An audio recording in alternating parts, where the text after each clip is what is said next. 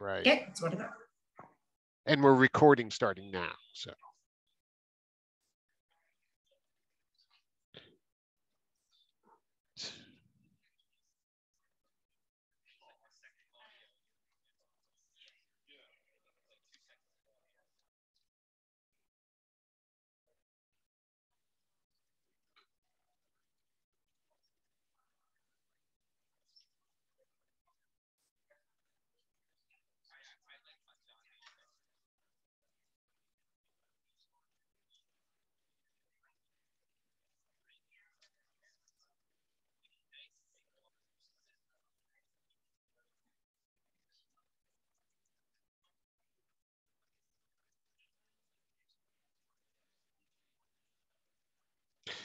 Hey, folks. We're sorting out some tech things here in the room. Yay! Zoom's working like a champ, though. So we're gonna get started in just a couple of minutes here. So please stand by.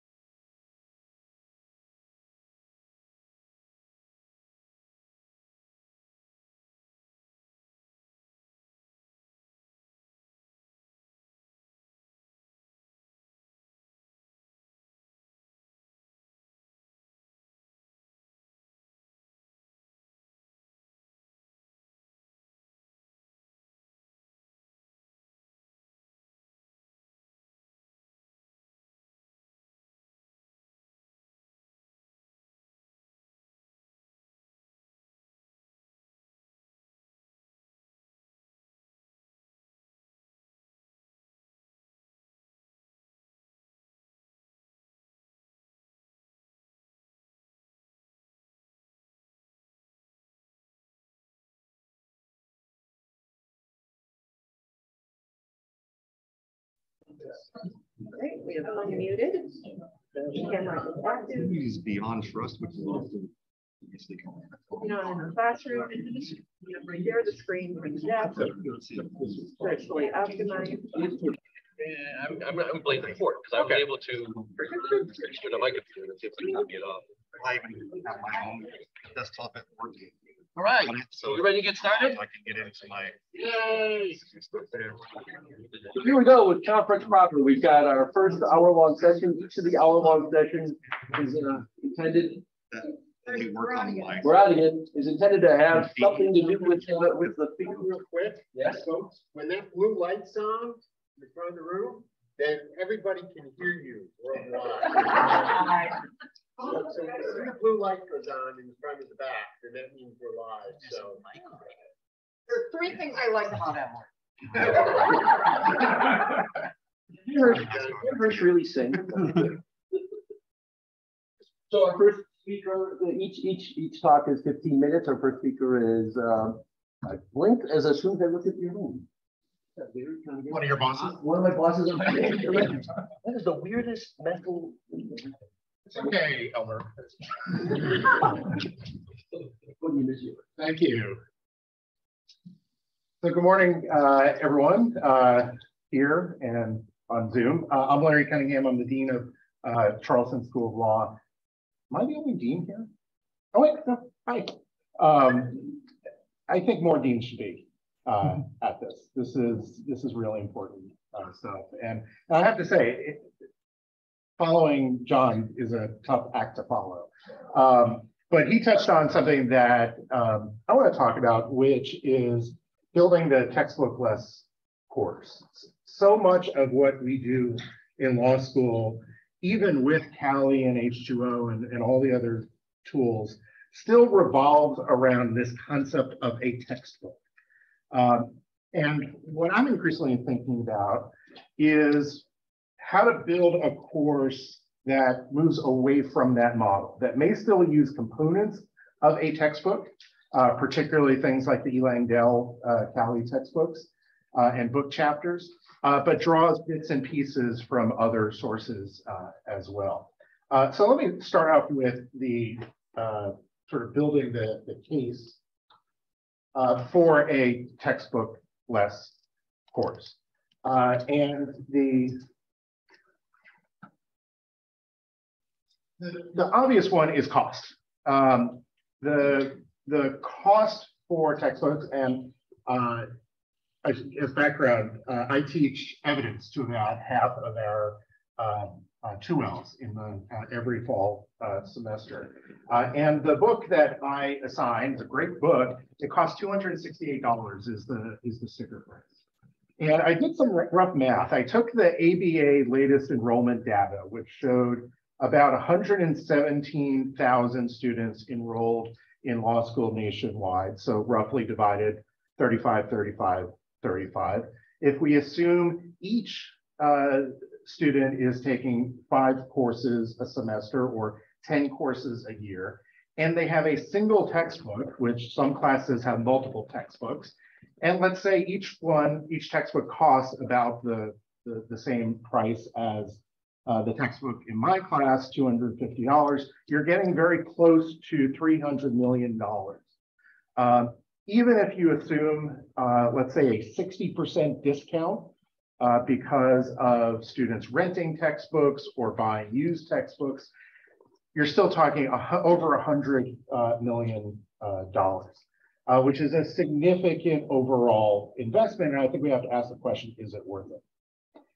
The other challenge with textbooks are the update schedule to them. My textbook the textbook that I use is currently on the 3rd edition.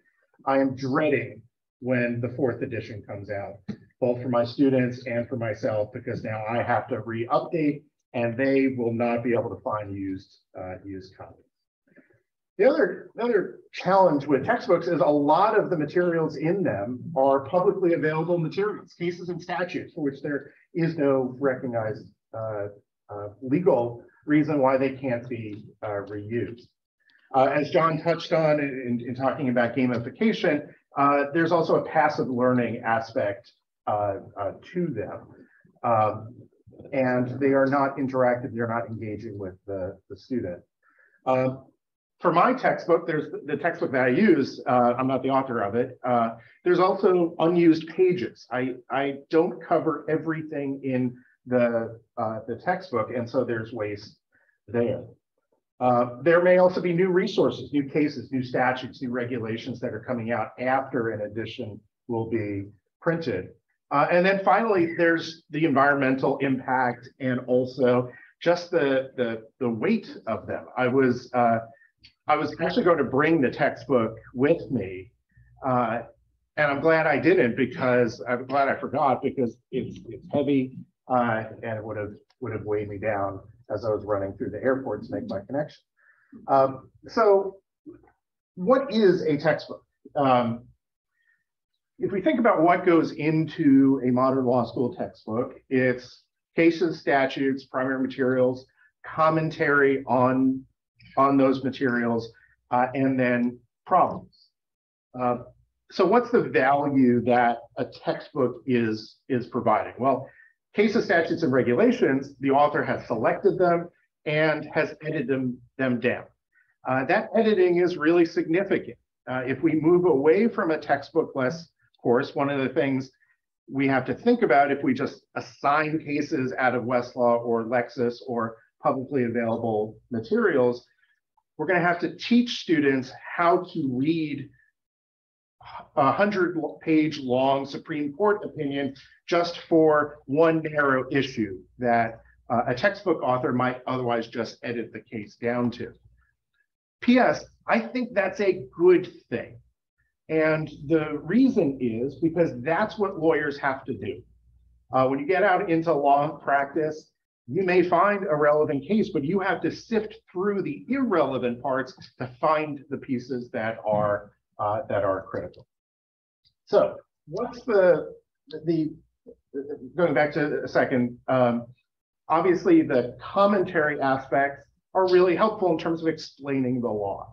And then problems that are included, they're a form of formative assessment. So how do we rebuild this model if we move away from a textbook?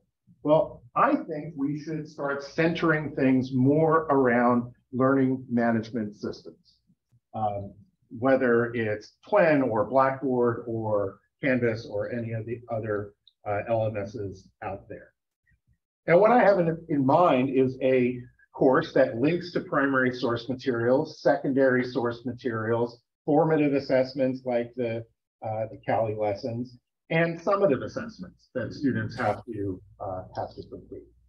And so these might be primary source materials, links to cases, statutes, and regulations. For secondary source materials, links to treatises or practitioner materials, formative assessments, question banks, practice essays, and then summative assessments, quizzes, essays, or papers that students have to write. When I was in grad school, doing a graduate certificate in learning outcomes assessment, for many of my courses, I had to prepare a video as a summative assessment. I had to record myself giving a presentation over a PowerPoint, something that we don't do a lot of in law school. So what could we link to from the LMS? Well, in terms of the primary source materials, Cali has book chapters that could be linked to. H2O, that project, Westlaw and Lexis, linking directly to the cases, statutes that students have to read. And what's great about this, I'll give you an example with evidence in a moment, is that the benefit of this approach is that it allows us to mix and match. So there may be a really terrific Cali E. Langdell book chapter in evidence on impeachment, but I want to draw upon an H2O resource for hearsay, or I want to link directly to a key Supreme Court case like Crawford and have students read that directly. With respect to the secondary source resources, again, lots of options available, and increasingly formative assessments, lots and lots of things that we can pick from as an a la carte approach to assigning things for students. Obviously, as a Cali board member, I am naturally more inclined towards the Cali lessons, but there are others out there as well. So our school, Charleston, is a Barbary school. We have a contract with them, which gives us lots and lots of resources that students can use. Or Aspen Publishing, or West Academic, or Capital, any of the other number of vendors that are out there. And so then thinking about, thinking about what all of these resources can do, if we sort of flip the chart, we can see that we can see how we can have this a la carte approach. That Cali can give us the E. Langdale book chapters, the secondary explanations of the law, the podcasts, et cetera. The formative assessments can come from the Cali lessons. We can draw cases or secondary sources from Westlaw or Lexis. We can draw secondary sources or formative assessments from Aspen or West Academic. So at our school, our fantastic law librarians, God, and I know many other schools do this as well, electronic access to their study aids collections. Those can be assigned to students to complete without having to invest fully in telling students, buy this book, buy this particular study aid, we're going to use it all semester long. We can have them just use a portion of it based on what I, as the professor, think is the most beneficial approach. And then there are discipline-specific resources that we can think about. So I come from the legal writing world before I was a dean. So the interactive citation workshop, for instance, are great resources. Westlaw, Lexis lessons. And then there are the materials that we develop ourselves as professors, whether it's video lectures or quizzes or podcasts or things like that. And so as I think about rebuilding my evidence course, particularly with the idea of this 4th edition of the textbook is looming in very, very near future, increasingly thinking about my course as modules. So a module on relevance, a module on Rule 403, module on impeachment, and drawing from each of these different resources as I see best as the professor. So on relevance, I might link to a treatise entry from Westlaw that may be particularly good for relevance. Maybe I'll have students do a reading from a West Academic study aid, read a couple of cases from Westlaw, but give them reading notes. So here's what you should be focusing on when you read this particular case. Maybe they have to do a Cali lesson before the unit, and then one of my own quizzes after the unit, and then repeat that, but drawing on the resources that are going to make the most amount of sense for that particular subject. And so this is I got thinking about this approach from what I mentioned when I was in grad school. This is how my grad school courses were structured. I was an fully online student through Sam Houston State University. I was in New York, they're in Texas. Everything was online, everything was in the LMS, everything was free. I did not buy a single book for my graduate program.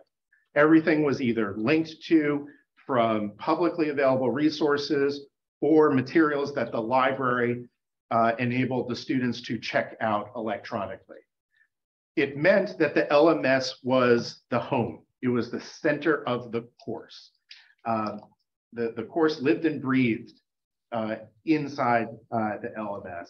And I could tell how much thought the professors put in to designing the course and how they picked materials from here and there. And I think I got a better educational experience than when I was in law school and we had a big textbook. We started at page 1 and it was a death march through the 800 pages in the textbook. this approach with all these great resources out there are, I think, in my view, a better approach, but it requires a rethinking of moving away from the textbook and to the LMS. So, thank you.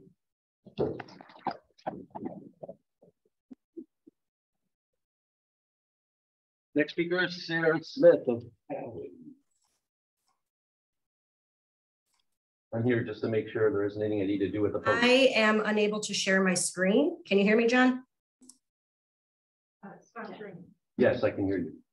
I can't share my screen because it says another participant is sharing. Yep. Where's the stop share? It's up here. There it is. All right. All right. Move it over. Exit PowerPoint. Grab the whole thing.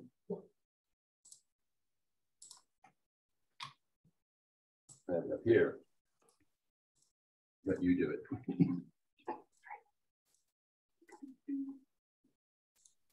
All right. Yeah. All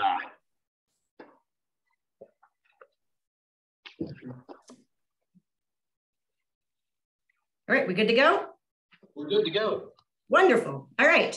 I am Sarah Smith, the Assistant Director of Curriculum Development at Cali, and I'm going to be talking about the future of eLangDel, incorporating interactive questions into casebooks using H5P. H5P is short for HTML5 package, and it is a plugin tool that enables you to create and run interactive content. So what does that mean for Cali and for eLangDel?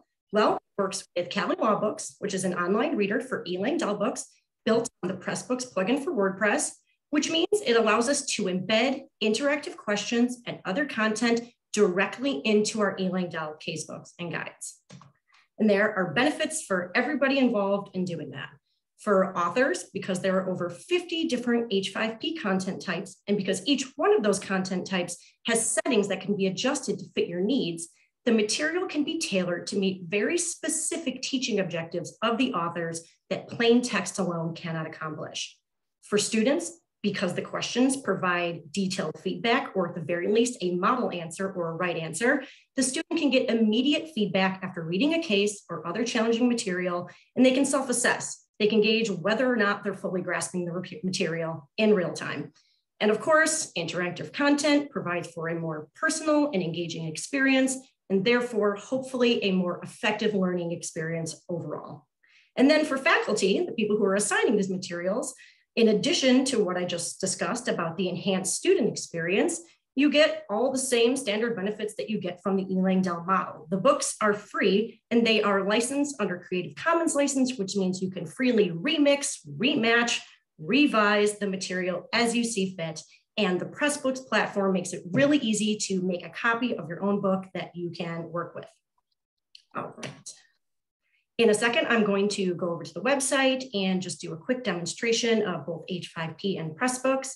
I'm going to show you some examples of H5P questions that are already in some of our eLangDel books and guides.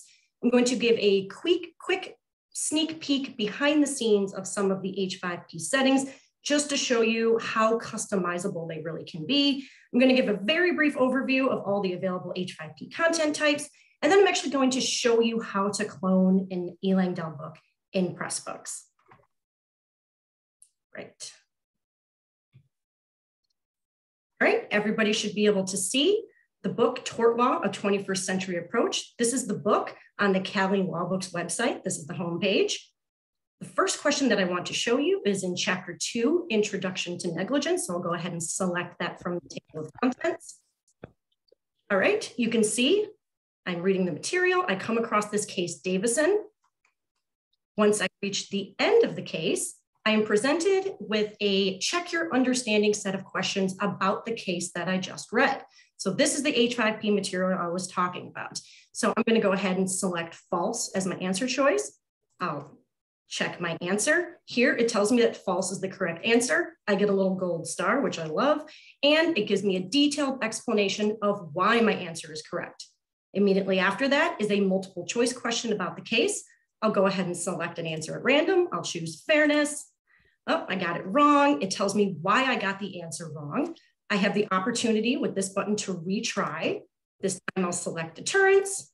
Again, I got it incorrect. And again, it tells me why my answer is incorrect. At this point, I'm getting frustrated and I would like to see the solution. So I'm going to go ahead and choose that button because I have that setting enabled. Here it indicates with a little filled in dot that efficiency is the correct answer. Although it doesn't give me the feedback quite yet, I have to retry, select efficiency. There we go. There's the correct answer. There's the explanation why, and there's my gold star. So that was an example of a true-false question as well as a multiple choice question. The next question type I want to show you is in chapter 6, intentional torts versus negligence. This particular author incorporated what she calls Socratic scripts for cases throughout the book. So here we see the case Cobbs v. Grant. Once I reach the end of the case, I'm presented with a series of questions under the guide of a Socratic script on that case. So this is meant to be like a Socratic dialogue between the professor and the student. The type of question, H5P question that was used here was called the accordion, and it gives the student the opportunity to contemplate their own answer, think about how they might respond, and then they can engage with the book and reveal the answer that's provided for them.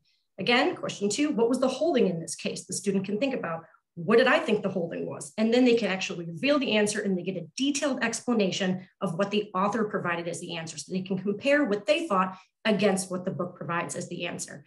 And again, this is just an opportunity for the student to be able to determine whether or not they were able to pull out the pertinent information in a case and also reinforce that information.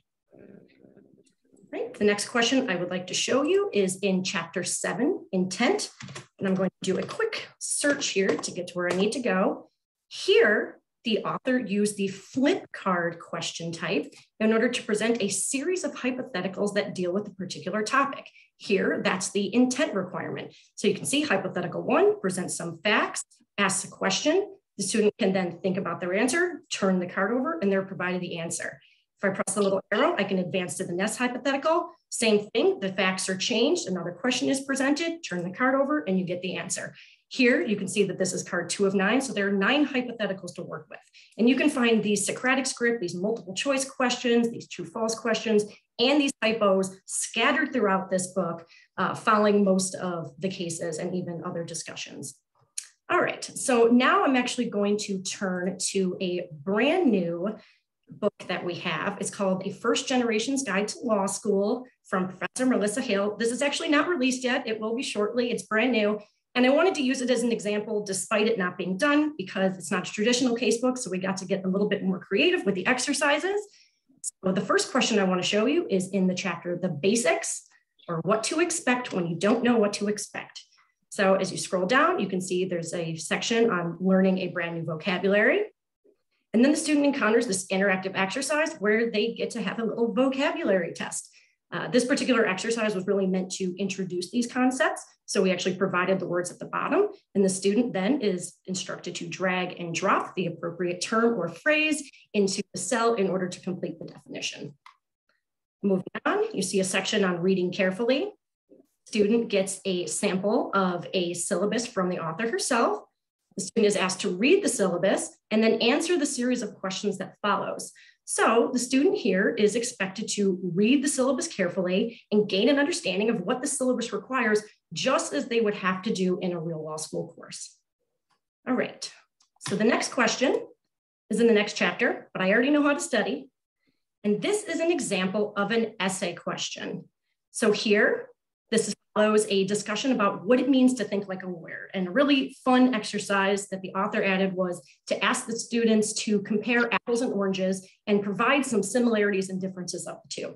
So importantly, behind the scenes, we identified a series of words that represent similarities and a series of words that represent differences. So if I were the student I was answering, I might say some similarities are that they're both food and that they're both fruit.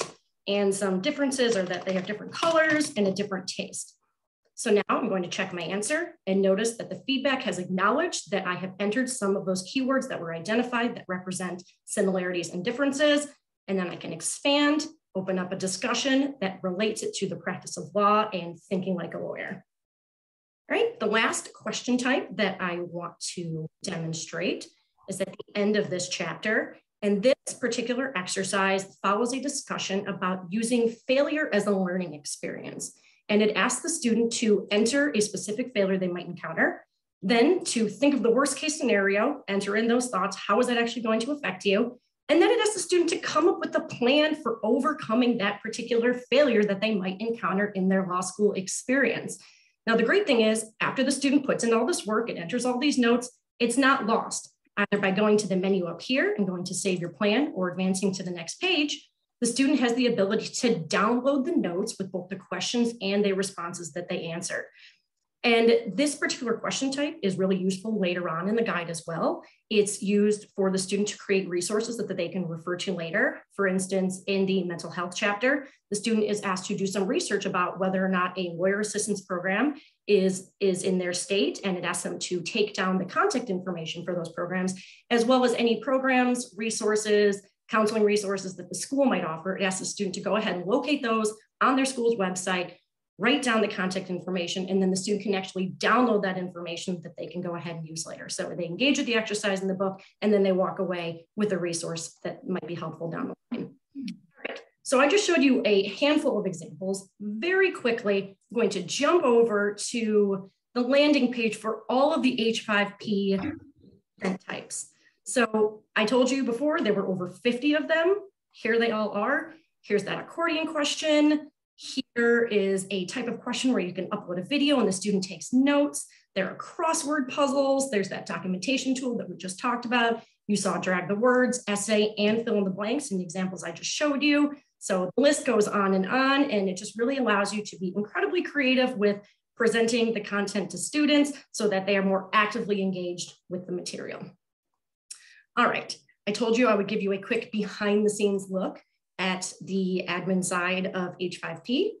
Go ahead and do that now. So this is behind the scenes of that first gen guide. Here's the H5P content questions that are in there. The first one we're going to look at is that fill in the blanks question. Here's the question. I'll select edit. You can see all the components that are editable here.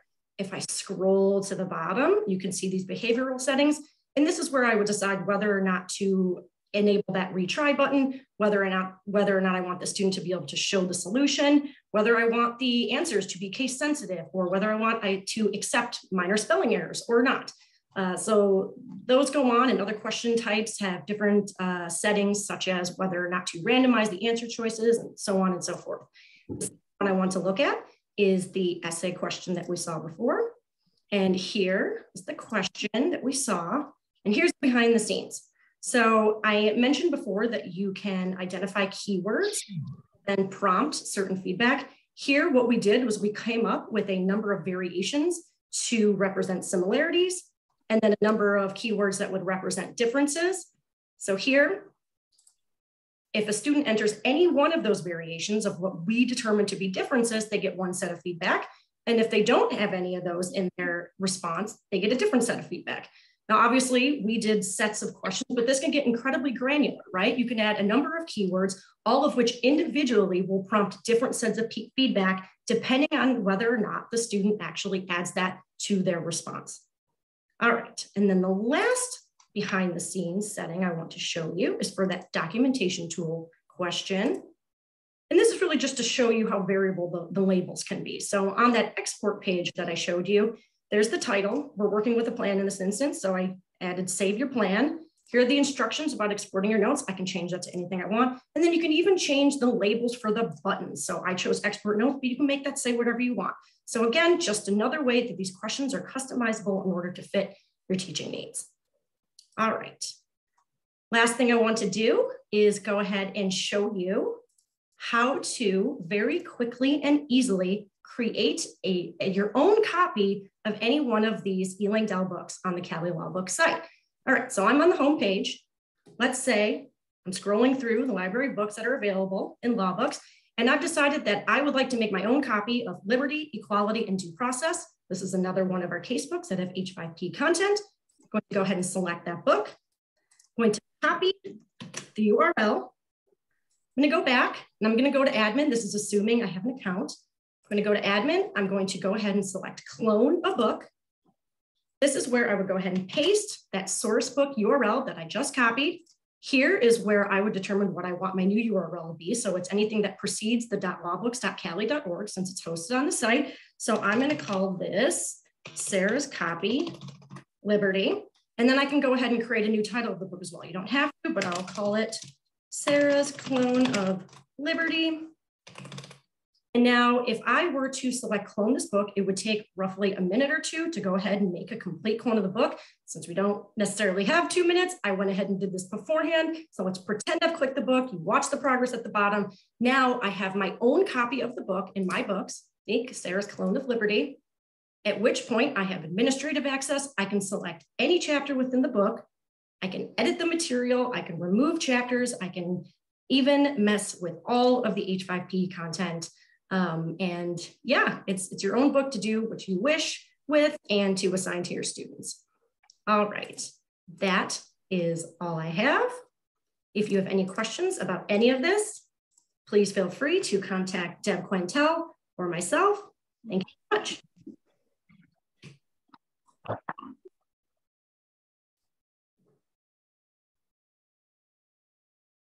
Aaron? You want to stop sharing on the screen, right? No, she was sharing her screen and she shot. Okay. So I'm ready to go here? yeah. You already have it good. Awesome. Yeah. Sure, done, sir. Okay. They can't see your screen yet. That's Oh, yeah.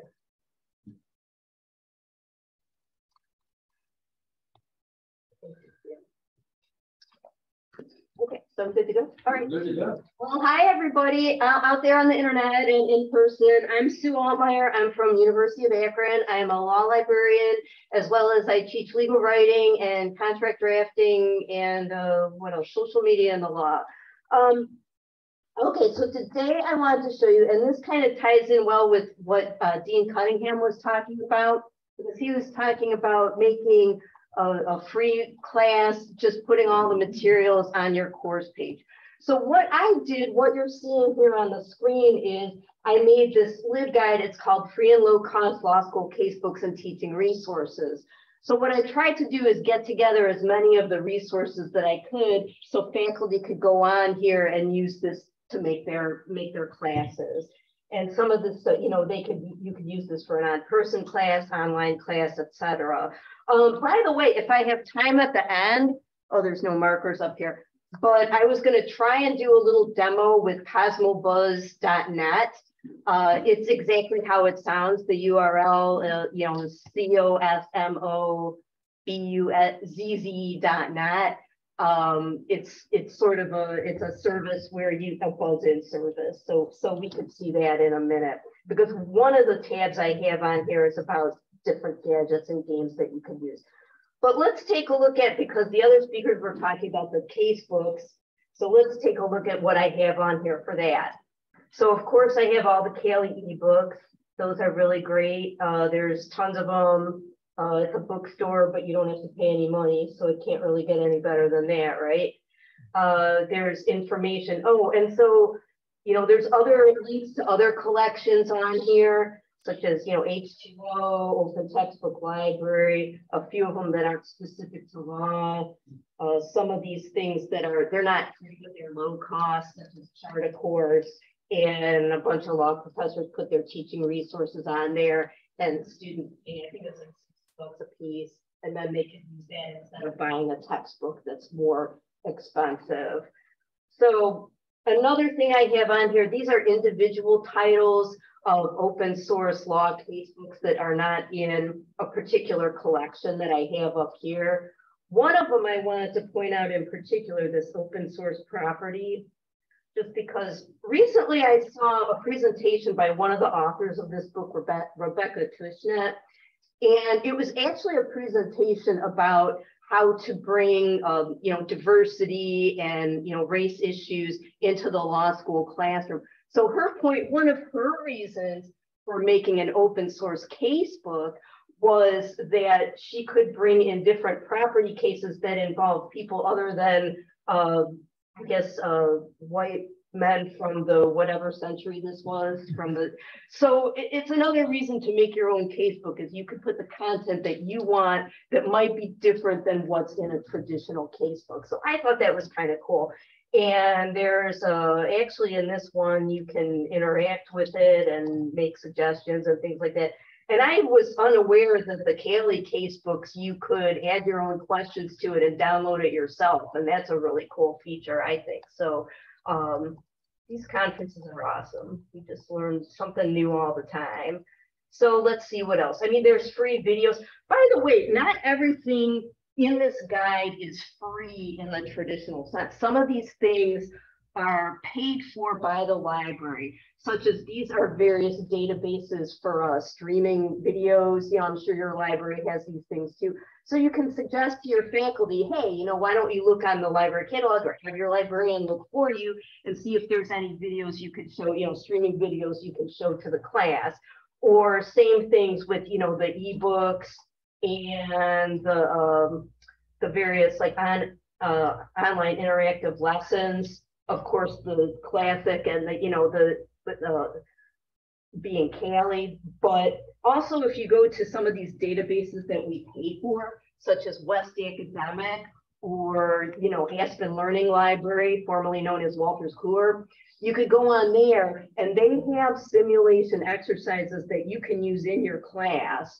And I have links to all of those. Relativity is another cool one. If you want your students to do a lesson about e-discovery, you can, you know, you could contact them and they will get you an older version of their software. And okay, so that is the interactive things. A couple other things I put on here. I try and keep up with the like trends and new things that people want to start integrating sort of content-wise into their law school classes, such as race and human rights issues. And unfortunately, oh, by the way, if you have anything that's not on this guide that you have and that you like to use, send it over to me. It's S. Altmeyer, just think Salt Meyer, M-E-Y-E-R, at uakron.edu. Send it over to me and I'll put this on this guide. And I think it'd be awesome if we could crowdsource this guide and just have a bunch of stuff on here that people use. So anyway, so Cardozo has these law teaching guides. These are various ways you can, you know, integrate things about, you know, race and different things like that into your class. And the last one, the most recent one I put on here, oh, thanks. I could write the URLs on here for Cosmobuzz because I think we will have time. By the way, somebody, if I'm going over time, somebody just cut me off because usually if I'm teaching a law class, the students will do that. They will not let me go a minute over. Yeah, you know that, right? Oh, wait a minute. but just get out the hook and just yeah, just tell me to sit down. Okay, so cosmobuzz.net is where my site is. Oh, it's the monkey! Yay! All right, yeah, please do as many monkeys as possible. So 303, standard 303, that's something that law schools are recently trying to incorporate, that development of professional identity into their classes. There are a few schools that are way ahead of the game, such as here's one from Mercer. They actually have a whole first year course on it. So I have links for that. You could go out and look at what other people are doing and figure out what you're going to do as far as professional identity. So that said, over to the gadgets and games tab. And this is, I know a lot of this is the usual suspects that people already know, but I have these little symbols. I thought this was clever to put what you can use in a synchronous course versus asynchronous, synchronous, asynchronous. These are my little symbols. But let's try Cosmobuzz. Do we have time? We have time for this, yeah? Sure. No, is the answer no? You're the last speaker, so you're just eating into the Q&A part. So okay. So I'll just do one Cosmobuzz and then we'll get to question and answer time. So I'm gonna head over here to Cosmobuzz. It has this little hipster guy. He's all eager to buzz in with, well, because before I used to use little buzzers like this, like this doorbell. And all the law students would buzz in at once and they would all argue with each other and it was chaos and it just wasn't good. So this is a lot more organized.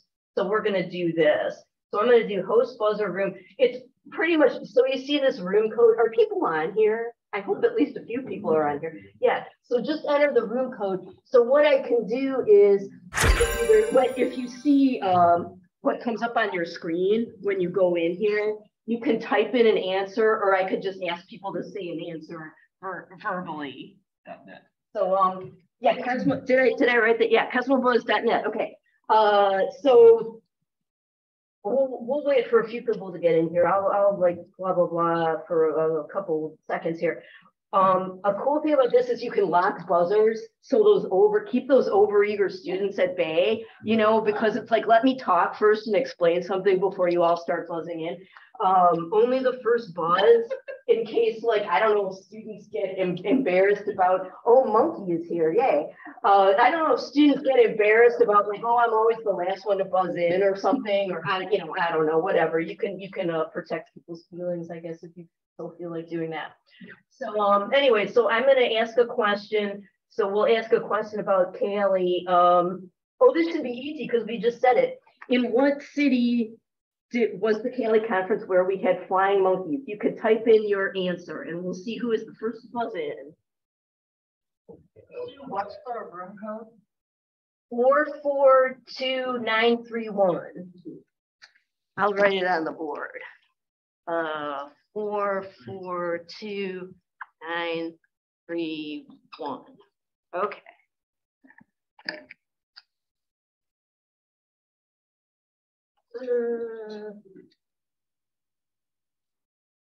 So did people buzz in with the answer? So it looks like Tom is the first one.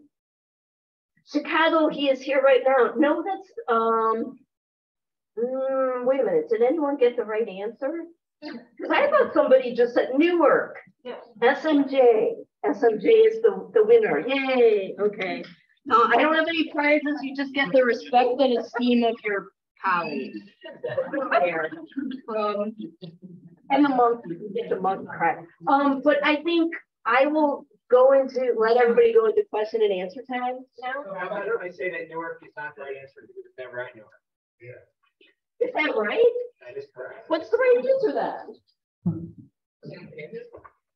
Oh. All right. Come on down. Oh, so I stay up here? So the last 15 minutes. I'm just gonna sit here. Last 5 minutes. So we have some questions. We have some questions for the audience. We need Sarah back too. I'm sure you're both. No, just here. It is. It's like we're on or something. So one left. There's only one of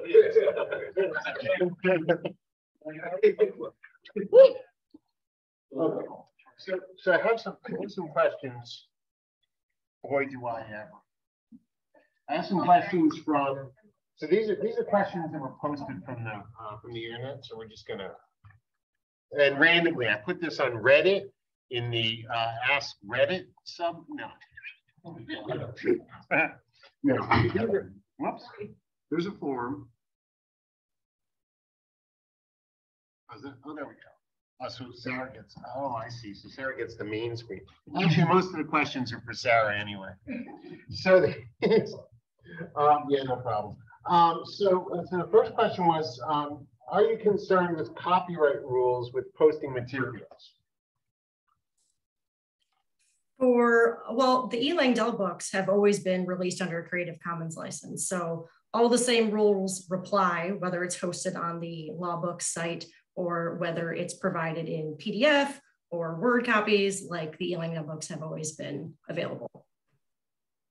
Right, and also part of the Cali terms of service, if anybody ever reads it, that applies to posting content on one of our sites, includes that you have the right to post the content, and we have the right to take it down if you put it up. So that's sort of how I get felt. I don't. The second question was, are the authors of the case books, or the authors of the textbooks or case books, creating the H5P questions Or is the teacher then signing the book, making the question? So far, the authors have created the questions, and that's been done in two different ways. In one instance, the author went ahead and built the questions herself in H5P and embedded them into the casebook. So she was the one behind the scenes building all the questions. In a couple of other instances, the authors created the questions and then provided them to us, and then we went ahead and built the questions based on the material that they provided. So it could be done either way. So it's so far been done on the side of the author of the casebook initially. However, if you want to make a clone of any of the casebooks, I had already showed you how you can mess with the H5P questions that are already there, but you can surely add additional questions and create your own and add them to any of the casebooks. The technology is available for you to use. So yeah, that's definitely a possibility for anybody who's just simply assigning the materials. But so far, it's only been done by the original authors of the casebooks themselves. And that leads right into the next question. Is textbook cloning and editing done through Kali Author or another portal? I know the answer to this, but I'm sorry, can you repeat it? Yeah, is textbook cloning and editing done through Kali Author or something else? No, it is done through Pressbooks. So law books on the Pressworks platform, all the cloning is done there. It doesn't have anything to do with Kali Author. Right. And probably have more to say, Elmer, but that's my answer. I am going to say more. I figured. So the site is lawbooks.kali.org, and you just need to have a Kali account to access that. And then once you're in there, you can clone things and then edit the stuff that you clone, or you can create your own stuff there. Documentation is thin to non-existent at the moment for that space. But we're working on that, and we'll have more coming out. I know, and maybe John has something to say. No, I have a question for Larry. Okay, well, I'm going to get that's all. Wait, let me just do a final refresh on the internet questions, and then I know I'd skip John's first question because I figured he'd ask it in person anyway. Yeah. So, any other questions from the floor? And then John has a question. Go ahead, John. As a dean, I love stuff. Have you thought about how you might incentivize your faculty to do what you need to be doing? That is a great question, and it's something I've been thinking about, not necessarily sort of stepping out of being a professor and sort of wearing my dean hat. How do I get more people to think about this? So one of the things we do is we have a annual faculty evaluation process where every year a professor has to submit a sort of a self-evaluation and has questions that I put in, and I change the questions year to year. Just to stay relevant to, so one year, I think the first year I asked, what's your approach to giving assessments, and then attach your assessments to this report. And I was really impressed by the quality of them, and to the extent that there may have been some outliers, we were able to have some discussions. And I think for the next year, I'm going to ask questions about what materials other than traditional textbooks are you using? And so that can be sort of a nudge in and of itself. Obviously the big one is money. It's making grants available to faculty. It's something that I'd like to be able to do in the future. We have some other priorities we got to address first, but that's certainly something I think deans can do, is have sort of an expansive view of summer grants to the extent that they're able, and to the extent faculty are motivated by money for something like this. Some of it I think is just sort of intrinsic interest in this, and so I think finding a few faculty members who are willing to pioneer this, particularly if they all teach in the same subject area, and there's cooperation among them, I think could be a nice way to do it, because faculty are as frustrated as all of us are with a lot of those cost issues, and particularly the refresh rate issue. They are as frustrated. It's convincing them to be able to take that step, the heavy step of putting together the sort of the initial set of materials. Emily, go ahead. Question for both of you. Have you found ways to incentivize partnerships between the library and the faculty in getting materials into individual courses? Well, I know the library coming up at the beginning of August, we're going to do a presentation for the faculty and go through, you know, some different resources that they can use. And hopefully that will, I don't know, incentivize. We need to come up with maybe an incentive for that. But I mean, it's one way, I guess, to make the faculty aware of the different resources that are available, just to have a presentation for them. And just so they know that they can reach out to us, and we'll, you know, we'll search through all the things and, you know, all the West Academic and whatever, and find whatever they need, you know, make it even easier for them. So I guess that would be my answer. Yeah, I agree. I think librarians being able to be a resource for faculty. Librarians are the unsung heroes of legal education. I mean, I'm just always so impressed whenever I ask a question of our librarians. The next thing you know, I get all these wonderful curated resources. And one of the things we did was we created a position in the law library specifically for electronic resources, not only for scholarship, but also for teaching. And he's relatively new in the position, but my hope is that he will be able to curate our own sort of mini version of what you've been creating at Akron, specific to the resources that are at Charleston. I was looking at your list. You know, we have some differences, and I think be able to have sort of a law school specific view. Here are the things that we have available, because I think for a lot of faculty, it's just not knowing what's out there. And I think that's where a digital services librarian can be really, really instrumental. Yes. One, I'd like to announce the premiere of The Law Librarian, the musical on July 17th.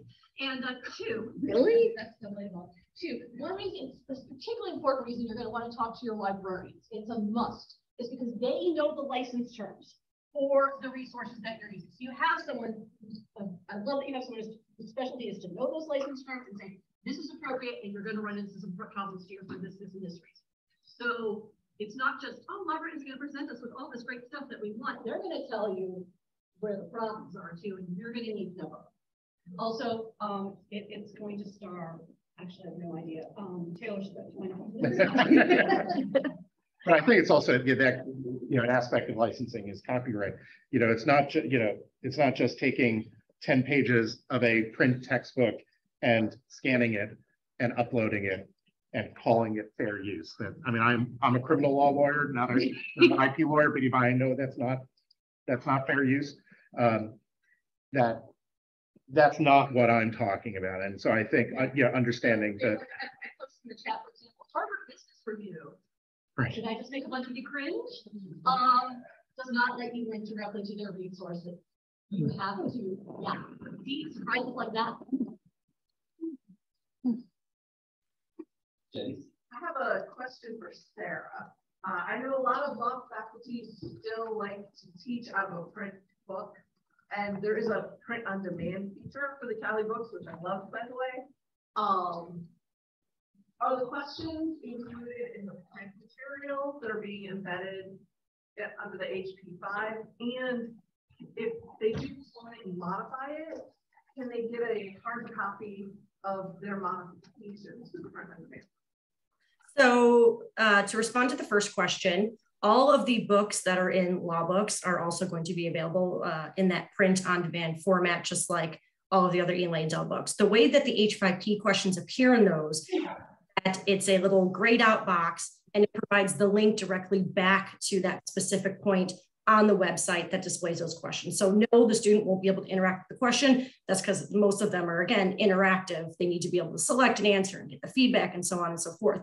It will indicate that there is an interactive exercise at that point in the text. It will provide the direct link back to that exercise in the book. So if the student is working with the PDF copy or the print copy, the PDF, they can just click the link and it'll bring them back to the law books website to that particular exercise. For the print copy, they'd actually have to go ahead and manually enter that link. And your second question, remind me what that was. I apologize.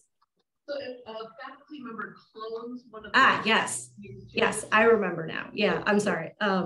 If the faculty member were to clone a book, yes, you can actually, and Elmer could probably speak in greater detail about the export process, but you can go ahead and export your own copy of that. Now, would it be hosted with our print on demand partner? No, it would not. But then you could go ahead and however you wanted to print out your own copy of that book.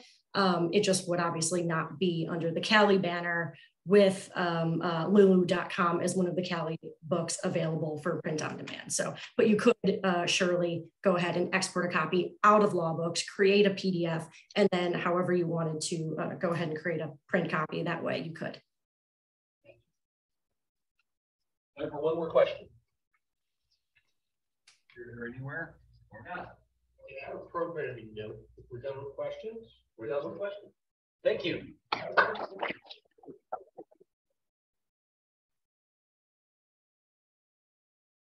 Programming note for in the room and out there. We're on lunch now, and then we're due to come back. Yes, we're due to come back from lunch at 1:30. Well, 1:30. At about 1:10, we'll be doing our first sort of vendor session. So that'll be available on Zoom and here in the room. In the same thing, if you want to do that, that's the folks from NSLT, yeah, the National Society for Legal Technology. Boom. So they'll be here around. I think that sets the kickoff about 1:10 for about 15 minutes or so. So if you happen to be here right now and you're speaking in the 1:30 session, try to get here a little bit around 1 o'clock, and we'll make sure your PowerPoints are loaded up and stuff. And that's all. Then we can go to lunch. Lunch. Go